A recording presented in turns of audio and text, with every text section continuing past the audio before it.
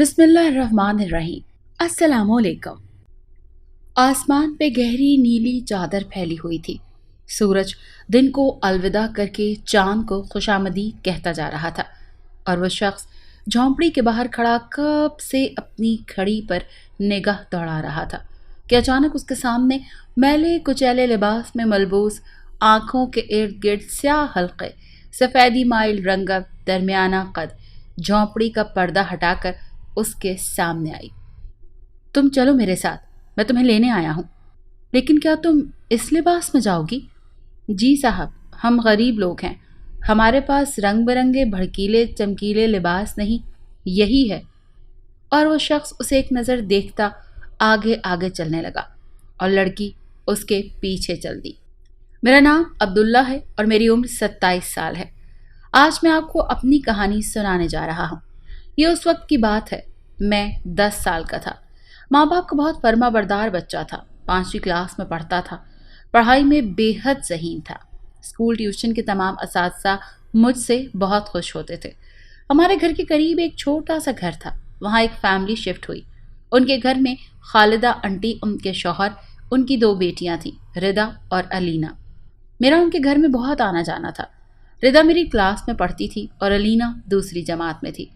मेरी दोनों के साथ बहुत दोस्ती हो गई। अलीना छोटी सी, प्यारी सी, बहुत मासूम सी थी और रिदा ज़रा बड़ी थी। मैं हर वक्त उसका ख्याल रखता। जब भी स्कूल से वापस आता हम दोनों साथ ही रहते और रिदा भी हमारे साथ होती। अलीना डरी सहमी सी रहती। मुझे बहुत हैरानी होती कि आखिर वो ऐसी क्यों है। छोटी छोटी बातों पर डर जाती थी। मैं बहुत हैरान होता था, लेकिन तब भी छोटा सा बच्चा था तो उस वजह से ज़्यादा नहीं सोच सका कि इसके पीछे क्या वजह होगी। यूं ही वक्त गुजरता गया और मैं 9वीं क्लास में हो गया। मेरे वालिद साहब ने मेरा दाखिला बहुत अच्छे कॉलेज में करवा दिया। अलीना 6ठी क्लास में थी और रिदा ने किसी और कॉलेज में दाखिला ले लिया। बड़ी जमातों में जैसे ही हुए खेलना कूदना भी बंद हो गया। अभी इतना वक्त नहीं मिलता था कि खेल कूद कर सकें। सारा दिन पढ़ाई में गुजर जाता। लेकिन फिर भी मैं जब भी फारिग होता तो अलीना मेरे पास किताबें लेकर आती और मैं उसे पढ़ाता था, क्योंकि वो जब भी रिदा के पास जाती किताबें लेकर तो वो उसे कहती थी कि उसका खुद बहुत काम है। इस वजह से उनकी वालिदा अलीना को मेरे पास पढ़ने के लिए भेज दिया करती थी। हमारे बड़ों के भी आपस में बड़े अच्छे ताल्लुकात बन गए थे, आखिर इतने सालों का जो साथ था। और फिर एक दिन जब मैं कॉलेज से वापस लौटा, जो बात मैंने सुनी मेरे कदमों तले से ज़मीन निकल गई। मुझे इस बात पर यकीन नहीं आ रहा था कि ये सब कैसे हो सकता है। एक छोटी सी मासूम सी बच्ची ऐसा कैसे कर सकती है। बाहर निकला तो गली मोहल्ले की औरतें भी इस बात को लेकर बैठी हुई थी। मेरी रूह फना हो गई।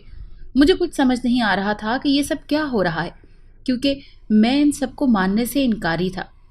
ये सोच सोच कर मेरा दिमाग फट रहा था कि एक 12 साला लड़की घर से किस तरह भाग सकती है। आसपास के तमाम लोग यही बातें कर रहे थे। अलीना भाग गई। इतनी मासूम शक्ल सूरत और इतना बड़ा कारनामा।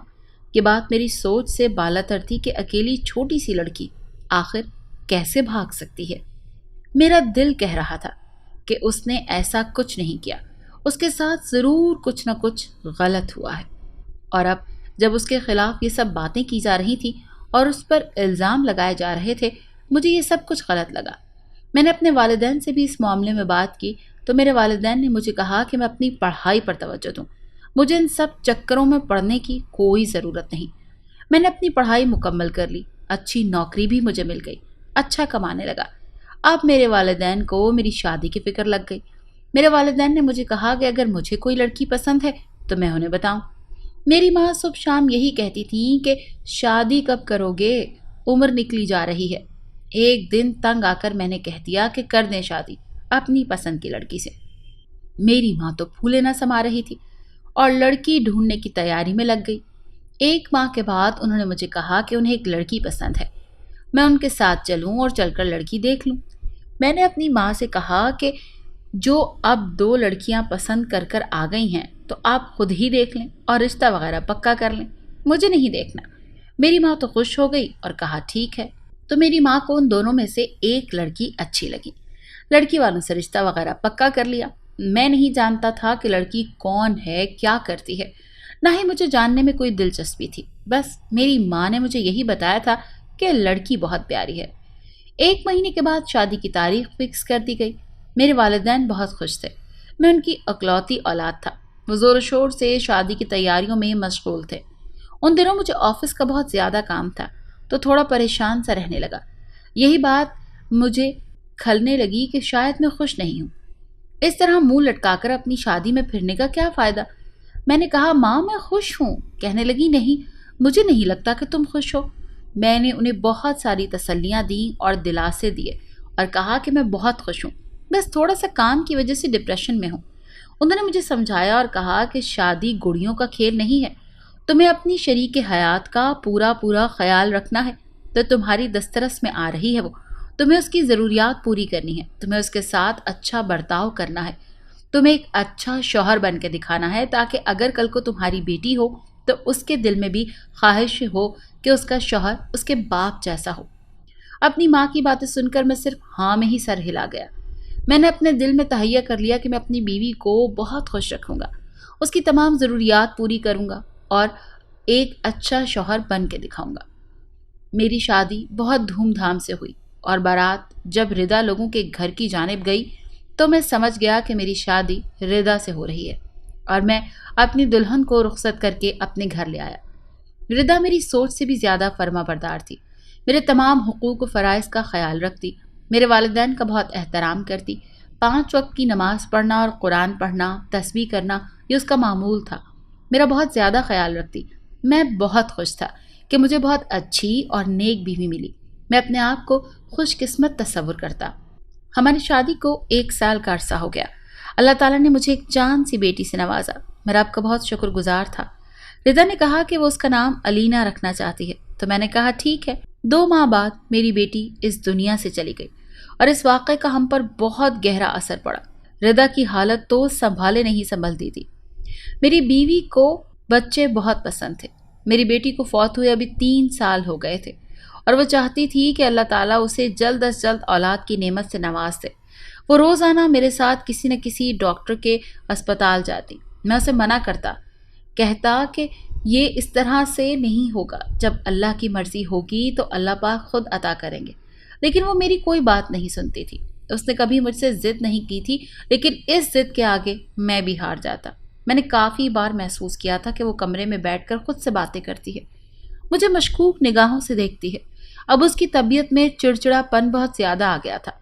میرے والدین کے ساتھ بھی اس کا رویہ لیا دیا تھا، لیکن میرے والدین ہمیشہ مجھے سمجھاتے کہ ہو سکتا ہے کہ وہ پریشان ہے، اسی وجہ سے اس کا یہ سلوک ہے، لیکن میں اس کے ساتھ بہت اچھے سے پیش آؤں اور اس کی حالت کو سمجھوں۔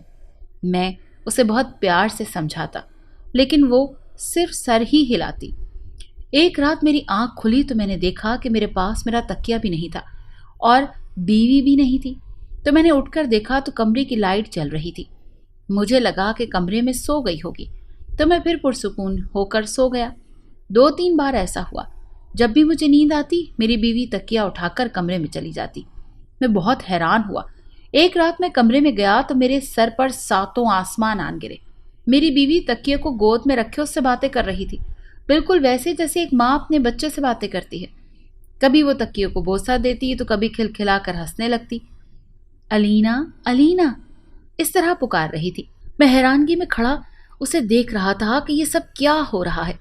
اس قدر شدید حالت بری ہو گئی ہے میری بیوی کی اور مجھے پتہ تک نہیں چلا۔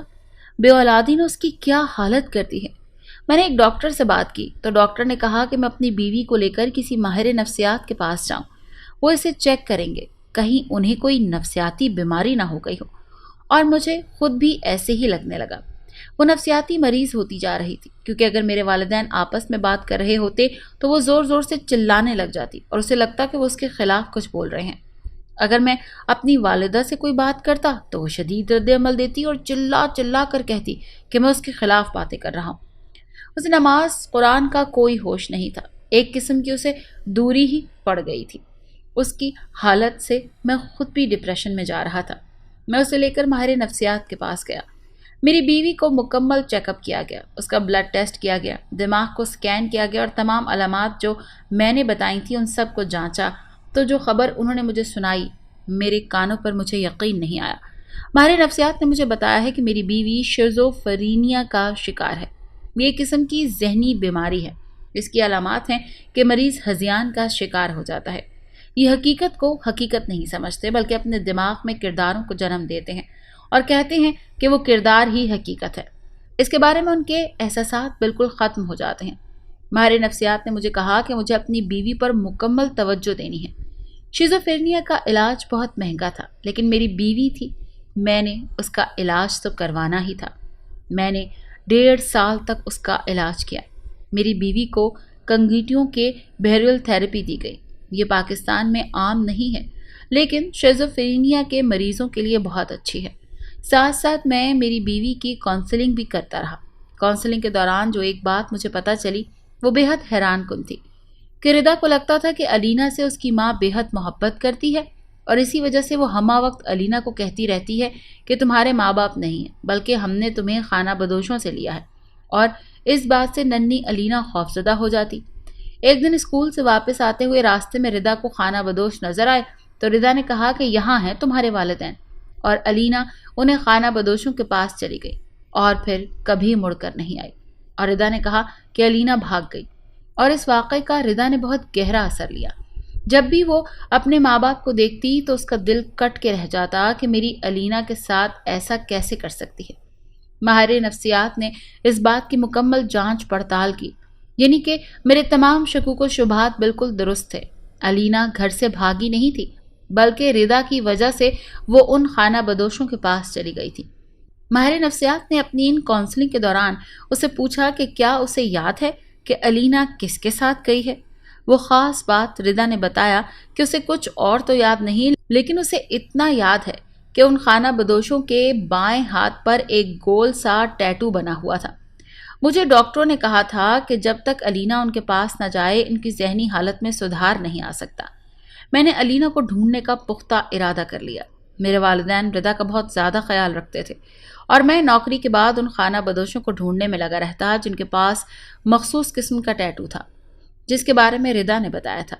مجھے ہر حال میں علینا کو ڈھونڈنا تھا کیونکہ میں اپنی بیوی کو کھونا نہیں چاہتا تھا، اور آخر کار میں نے ان کو ڈھونڈ لیا۔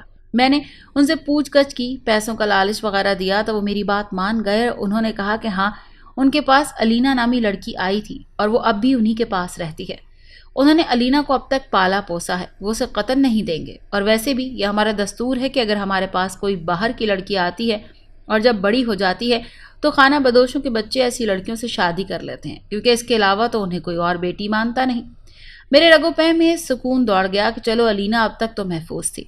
میں نے ان کو کہا کہ مجھے علینا چاہیے، بدلے میں انہیں منہ مانگی رقم دوں گا، اور وہ راضی ہو گئے۔ انہوں نے مجھے کہا کہ ٹھیک ہے، لیکن شاید علینا اس بات پر راضی نہ ہو کیونکہ وہ بچپن سے ہمارے پاس رہتی ہے تو وہ یہاں سے کیوں جائے گی، لیکن ایک طرح سے وہ چلی جائے گی کیونکہ ہمارے قبیلے میں وہ ایک لڑکے کو اپنا بھائی مانتی ہے اور وہ بہت زیادہ بیمار ہے، اور اگر تم اس کا علاج کراؤ گے تو وہ تمہارے ساتھ جانے کو تیار ہو جائے گی۔ برسوں بعد میں اس سے بات کر رہا تھا۔ میں نے اسے نہیں بتایا تھا کہ میں عبداللہ ہوں۔ میں نے علینا سے بات کی تو وہ راضی ہو گئی اور ردا کی حالت کا سن کر تڑپ اٹھی۔ علینا نے مجھ سے بات چیت کی اور کہا کہ کل آ جاؤں، آج وہ ان لوگوں کے ساتھ وقت گزارنا چاہتی ہے۔ میں نے کہا ٹھیک ہے۔ اگلے دن میں کب سے جھونپڑی کے باہر کھڑا اپنی گھڑی پر نگاہ دوڑا رہا تھا کہ اچانک میرے سامنے میلے کچیلے لباس میں ملبوس، آنکھوں کے ارد گرد سیاہ حلقے، سفیدی مائل رنگت، درمیانہ قد، جھونپڑی کا پردہ ہٹا کر سامنے آئی۔ تم چلو میرے ساتھ، میں تمہیں لینے آیا ہوں۔ لیکن کیا تم اسی لباس میں جاؤ گی؟ جی صاحب، ہم غریب لوگ ہیں تو ہمارے پاس رنگ برنگے چمکیلے لباس نہیں ہیں، اور یہی ہے جو میں نے پہنا ہوا ہے۔ میں اسے ایک نظر دیکھتا آگے آگے چلنے لگا اور علینا میرے پیچھے پیچھے چل دی۔ اپنے والدین سے تو میں پہلے ہی بات کر چکا تھا۔ میں جب اپنے محلے سے گزر کر اپنے گھر کے قریب آیا اور اپنی گاڑی روکی تو علینا کی آنکھوں میں آنسوؤں کی موٹی موٹی بوندیں چمکنے لگیں۔ وہ زار و قطار رونے لگی۔ میں اسے لے کر گھر میں داخل ہوا۔ ردا نے بہت زیادہ معافیاں مانگی، اسے کچھ قرار آیا تھا علینا کو سامنے دیکھ کر۔ علینا ردا کا بہت خیال رکھتی تھی، اپنے خالہ خالو کی مغفرت کی دعائیں بھی کرتی تھی، لیکن اسے ساتھ افسوس بھی ہوتا تھا کہ ایک واقعے نے ردا کو کیا سے کیا بنا دیا۔ وہ ایک ذہنی مریض بن کر رہ گئی۔ 3 साल बाद मेरा 2 साला बेटा अलीना की गोद में था और अलीना उसे खूब प्यार कर रही थी। माहिर नफ्सियात ने रिदा का बहुत इलाज किया और वो ठीक है। हम सब लोग रिदा का बहुत ख्याल रखते हैं। उसे आज भी दौरे पड़ जाते हैं, लेकिन कभी कभी वो मेरे बेटे से बहुत मोहब्बत करती है, जिसका नाम उसने आलम रखा अलीना के नाम पे। और अलीना की तो अब रिदा में जान बसती है। मैं और अलीना हम सब बहुत खुश व खुर्रम जिंदगी गुजार रहे हैं। रिदा ने अलीना को तमाम खुशियां दी हैं जिसकी वो हकदार थी, जो उसे पिछले कई सालों में कभी भी ना दी गई थी। अगर आपको ये कहानी अच्छी लगी है तो इस वीडियो को लाइक कीजिए और इस तरह की मज़ीद वीडियोस देखने के लिए हमारे चैनल को सब्सक्राइब कीजिए।